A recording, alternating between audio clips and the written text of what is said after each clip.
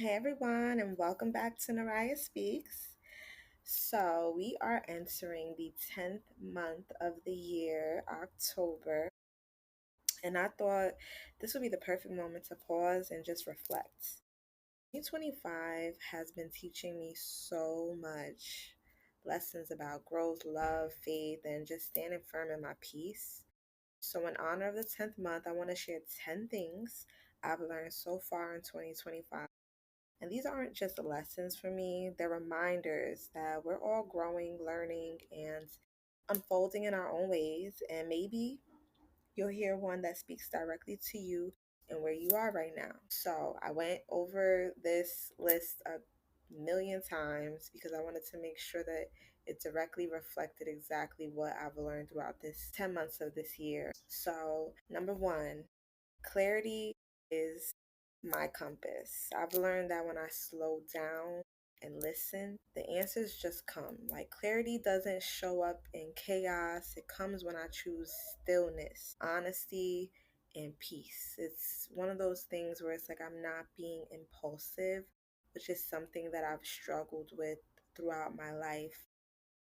I'm a very impulsive person. I move so quickly. I don't think first, I just do. Shoot first, ask questions later. I've learned that I'm actually guided in a better direction when I'm in my stillness. And that comes with getting older and with wisdom as well.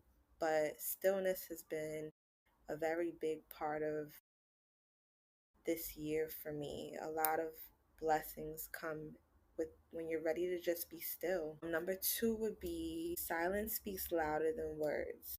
This year reminded me that people may never say how they truly feel, they may never post it. When I was scrolling on Facebook looking at some people's posts, I was like, man, they're saying things without saying them. So silence speaks louder than words because you can tell by somebody's actions, their posts, their energy just always tells the truth.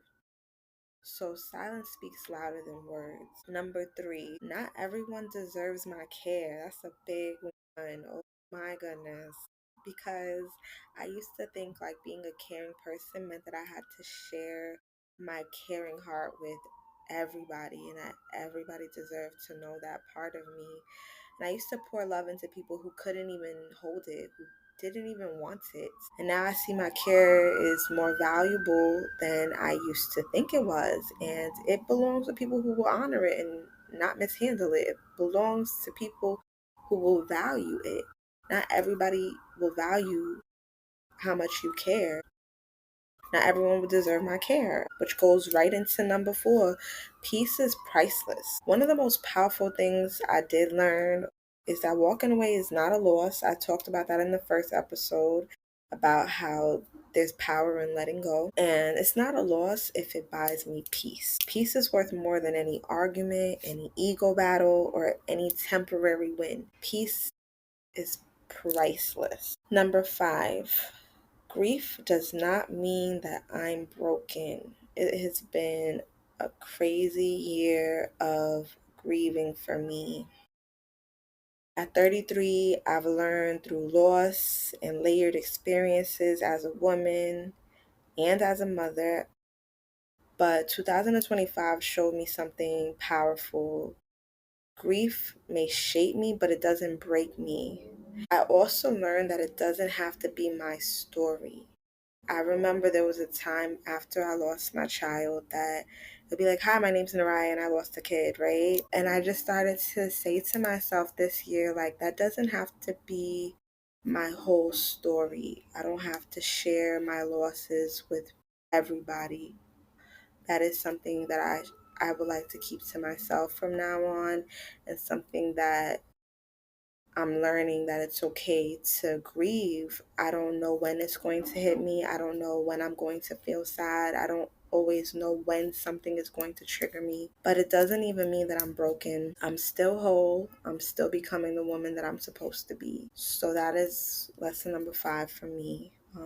Number six goes right into it. Healing requires honesty. I can't heal if I keep lying to myself, saying, no, I'm okay, no, I'm okay, no, I'm okay. If I'm not okay, then I'm not okay. And it's okay to not be okay sometimes. This year taught me that facing the truth, even when it hurts, is the only way I get free. So the truth shall set you free, indeed, is a factual statement. Number 7, boundaries are self love in action. I've stopped calling boundaries walls because, in my opinion, they're gardens. Every no, every block, because I love that block button, every redirection, if I had to make another plan, that's me protecting what's growing inside of me. The woman that I'm changing to become, the woman that I want to become I have to grow those things. So that means that I have to honor my own boundaries if I want other people to honor my boundaries. I don't know if anybody has ever gone through something where they broke their quote unquote rules for, I usually don't date this type of person, but I did, and look what happened to me. Or I usually don't allow people to call me after a certain time, and I started letting this person call me, and look what happened to me. That's why you have to respect your own boundaries, because that is an action of self-love. When you respect your boundaries, it becomes easier for other people to respect your boundaries. That's a big one that I learned this year. Number 8 would be my path is sacred even if it's slow. I used to think success had to look instant or loud. Like, I guess they call us the microwave generation because we expect everything to be quick, as fast as we would like to attain it, as fast as the Wi-Fi can go, right? But this year has been reminding me that my path is unfolding step by step. Like, you have to crawl before you can walk. You have to start somewhere. And in divine timing, you will get where you're trying to go as long as you don't stop, as long as you remain resilient, as long as you have the tenacity to keep going, you absolutely will get where you're trying to go. So it doesn't have to be instant. It's not like instant oatmeal, instant rice. They have everything instant these days.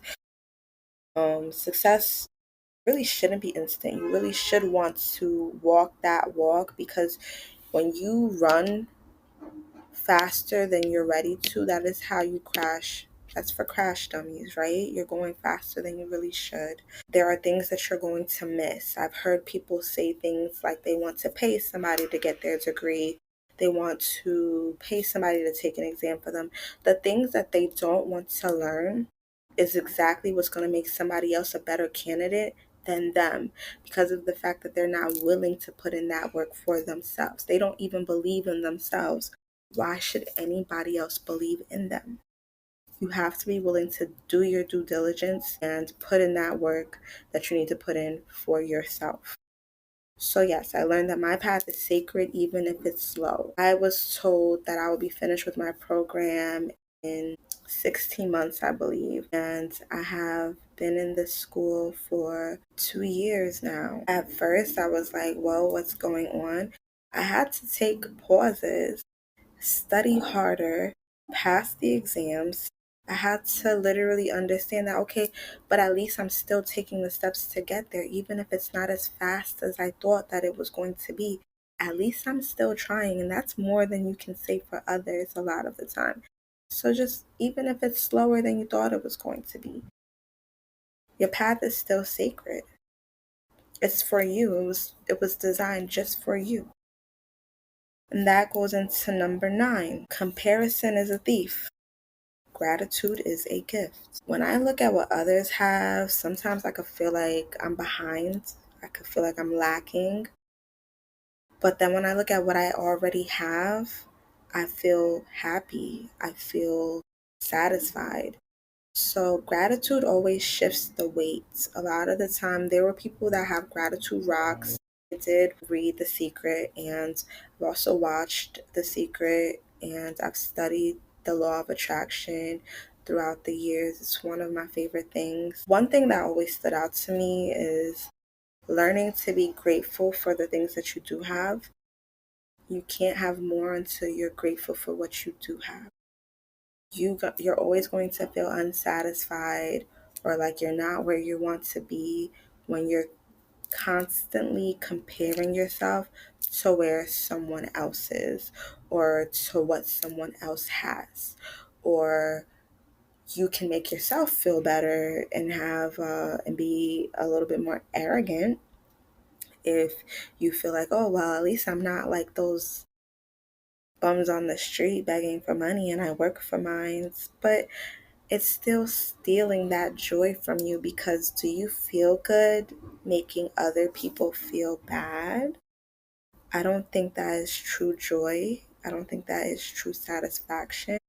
I think true satisfaction is inner work, and you want to be able to just be grateful. I mean, like, it could be like your last bottle of water, and you're like, oh man, this person has 600 water bottles in their house, and look at me, I'm lacking. Or you could say, I am so grateful for this water bottle. I can't wait to have more. That's just a really petty example, but I think you understand what I'm trying to say. And then that goes into number 10. I learned that I deserve softness too. That's a hard one because I'm really, really hard on myself. So thinking that I deserve for people to be soft with me when I've been really, really hard on myself and others, so to say. I have high expectations of other people because I have high expectations of myself. But deserving softness, I've carried survival, hustle, and responsibility. But this year, I learned that, laughter, ease, romance, and love that lets me rest, not just strength, but gentleness. I deserve that as well. I deserve people to be just as compassionate and empathetic as they desire me to be with them. We live in a cold world. They always say cold world, thin sweater, thin jacket, but I believe that you receive what you give. What you put out, it's not going anywhere. It's always coming right back to you. Someone was being nasty to you. That doesn't mean that you have a right to be nasty to them. That's why the saying killing people with kindness, which is actually another lesson I learned this year, and it's been working for me in my favor, to be quite honest with you. I've worked in a field where maybe the providers were a little bit like turning their nose up at certain workers at the job. And I said to myself, I'm going to just be extra nice, and I'm just gonna just be even nicer just because this person is being so rude and nasty to me and acting like I don't have a brain cell in my brain. I'm not lying. Okay, it's actually really happened. There are providers. When I say providers, for those that don't work in the medical field, I'm talking about like higher up in the food chain, like nurse practitioners, physician assistants, MDs, ODs, all of them. Sometimes they can treat nurses or CNAs or administration like they're smarter than everybody. There are people like that regardless of where they are in the totem pole. There are very big headed people in this world that they're bigger than themselves sometimes. And sometimes people are like that because they don't know any better. But everybody in this world needs somebody. So understanding that they have a hard position, that they have to keep their license and they have to stay on top of their jobs, and there's things that they have to take care of. And sometimes they can take that out on people that are lower in the totem pole. People do this. It doesn't matter if it's the medical field. It doesn't matter if it is retail. There's managers that do this. It could be as simple as a fast food restaurant. The GM could be an asshole. Use my language, could be a serious asshole, but it is always better for you to give them the softness that they are not getting in this world. They can get it from somewhere, and I've learned this year. I'm talking about at this big age of 33. I just got this down packed. It is okay to be nice to people who are not nice to you. It is perfectly okay because you're not hurting anybody. You're not hurting anybody by doing that. Actually, you're teaching people that there are kind people in this world, and it is okay to repay them with kindness. It is actually okay. It actually feels better too, because there was somebody in my position that ended up cursing out one of the providers and losing their job. And I feel like when you let your anger, your hostility get the best of you, sometimes you can lose out on your blessings. So it is always better to just lead with kindness. So yes, the last lesson I learned was that I deserve that softness in return because I'm willing to give it out. So those are my 10 lessons for 2025 so far. October, the 10th month, felt like the perfect time to share them. Now, I want to hear from you. What has this year taught you? DM me. You can email me at nariahspeaks@gmail.com. That's NARIAHSPEAKS@gmail.com. Or you could drop me a comment where you're listening. So thank you for walking this journey with me. Until next time, remember, clarity is your compass, peace is priceless, and yes, you do deserve softness too.